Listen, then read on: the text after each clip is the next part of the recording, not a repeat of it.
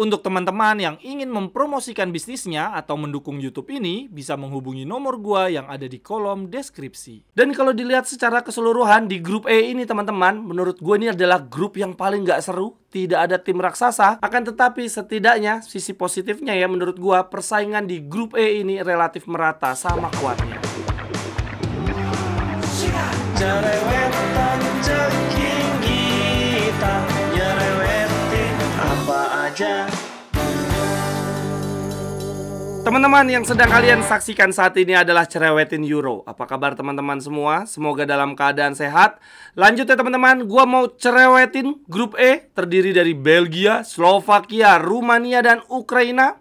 Untuk Belgia teman-teman bisa dikatakan sebagai tim yang gagal memanfaatkan bonus demografi ya. Generasi emas mereka menguap begitu saja tanpa prestasi yang berarti. Sekarang ini di tim inti mereka palingan cuma tersisa pemain senior Lukaku sama De Bruyne. Akan tetapi menarik ya, di babak kualifikasi Belgia terhitung sangat sukses ya teman-teman, dengan kombinasi antara pemain senior yang tersisa dan pemain-pemain muda mereka seperti Doku dan Bakayoko.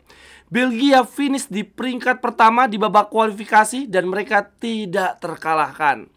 Formasi yang digunakan oleh Belgia 4-2-3-1 teman-teman. Dalam hal serangan, Belgia sangat amat mengandalkan umpan-umpan kunci De Bruyne ya kepada target man mereka yang kadangkala merangkap menjadi pemain musuh, yaitu Lukaku. Dan senjata andalan yang kedua dari Belgia adalah serangan dari sisi sayap ya, mengandalkan winger mereka Doku dan Troissard yang tidak hanya cepat tetapi juga lincah dan kreatif. Lalu kemudian tim yang kedua di grup E ada Slovakia teman-teman.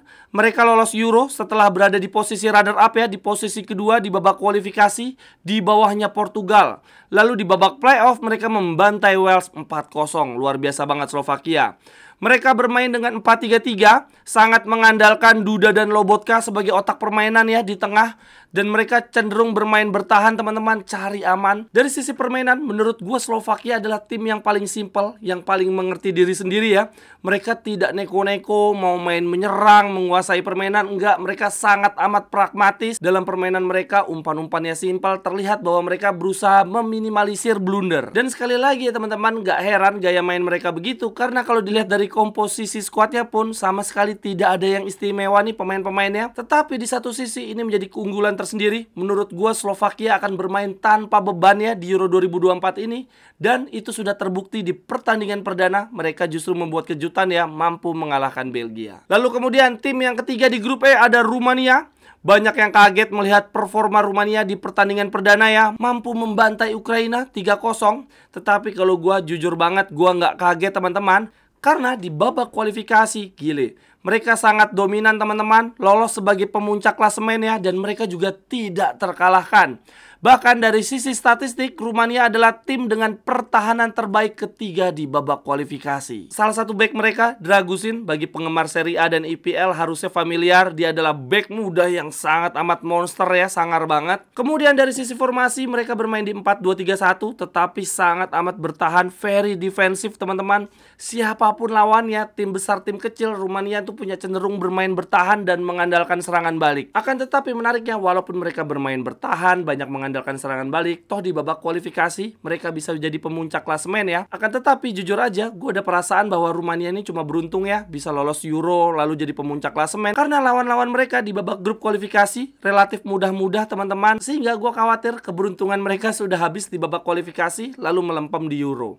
Tetapi ya buktinya di pertandingan perdana mereka juga bisa menang, dan menangnya telak pula. Lalu tim terakhir di grup E ada Ukraina teman-teman. Lolos Euro melalui babak playoff. Di babak kualifikasi mereka ada di peringkat 3 ya, di bawahnya Inggris dan Italia.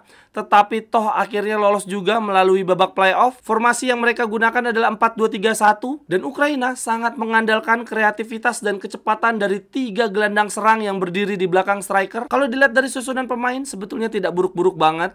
Di posisi kiper ada Lunin, lalu di gelandang nih ada Malinovskyi ya, yang siap melakukan tendangan-tendangan roket dari luar kotak penalti. Dan menurut gue teman-teman, walaupun mereka kalah 3-0 di pertandingan perdana, bukan berarti peluang Ukraina untuk lolos menjadi hilang ya. Menurut gue belum tertutup sama sekali, terlebih Belgia juga ikut-ikutan kalah. Dan kalau dilihat secara keseluruhan di grup E ini teman-teman, menurut gue ini adalah grup yang paling gak seru. tidak ada tim raksasa. Akan tetapi setidaknya sisi positifnya ya menurut gua, persaingan di grup E ini relatif merata sama kuatnya. Kalau menurut gua teman-teman, yang akan lolos ke babak berikutnya adalah Rumania dan Belgia. Kalau menurut teman-teman siapa? Silahkan tuliskan di kolom komentar. Sampai ketemu di cerewetan-cerewetan berikutnya. Bye bye, thank you.